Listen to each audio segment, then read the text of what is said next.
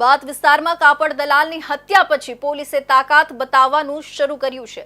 Crime branch અને લીંબાદ police દ્વારા રાત્રિ કોમ્બિંગ હાથ ધરવામાં આવ્યું, જેમાં અસામાજિક તત્વો અને ગુનાખોરો પર સીધી કાર્યવાહી કરાઈ। મુખ્ય ગુનાખોરોના ઘરો પર છાપાઓ સાથે સમગ્ર વિસ્તારમાં ભયનો માહોલ ફેલાઈ ગયો। પોલીસનું કહેવું છે કે આવા ઓપરેશન હવે નિયમિત હશે। સુરતના સંવેદનશીલ વિસ્તાર ગણાતા લીંબાદમાં છેલ્લા કેટલાક સમયથી વધી રહેલી ગુનાખોરી અને અસામાજિક ગતિવિધિઓને ડામવા માટે લીંબાદ પોલીસ અને ક્રાઇમ બ્રાન્ચ દ્વારા સંયુક્ત રીતે રાત્રિ કોમ્બિંગ હાથ ધરવામાં આવ્યું હતું।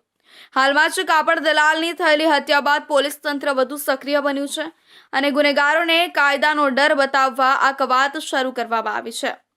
રાત્રિના સમયે પોલીસે સંગમ સર્કલથી લઈને મીઠી ખાડી વિસ્તાર સુધીના સંવેદનશીલ વિસ્તારોમાં સઘન ચેકિંગ હાથ ધર્યું હતું। આ કોમ્બિંગ દરમિયાન ખાસ કરીને અસામાજિક તત્વો અને ભૂતકાળમાં ગુનાહિત પ્રવૃત્તિઓમાં સંડોવાયેલા શખ્સોના રહેઠાણો પર પોલીસ દ્વારા તપાસ કરવામાં આવી હતી।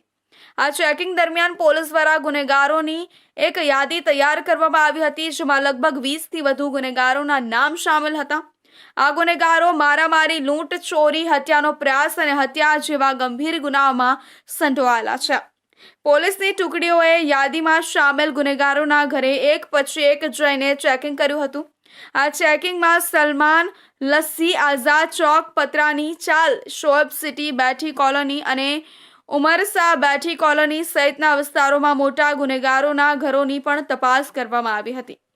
આ અસામાજિક તત્વોના ઘરે પોલીસની તપાસથી સમગ્ર વિસ્તારમાં ભયનો માહોલ ફેલાઈ ગયો હતો। ત્યારે પોલીસની આ અચાનક કાર્યવાહીથી ગુનેગારો ભૂગર્ભમાં ઉતરી ગયા છે। પોલીસના આ રાત્રિ કોમ્બિંગનો મુખ્ય હેતુ ગુનાખોરીને અંકુશમાં રાખવાનો અને અસામાજિક તત્વોને કાયદાનો ડર બતાવવાનો છે। પોલીસના ઉચ્ચ અધિકારીઓએ જણાવ્યું કે આ પ્રકારની કાર્યવાહી ભવિષ્યમાં પણ ચાલુ રહેશે।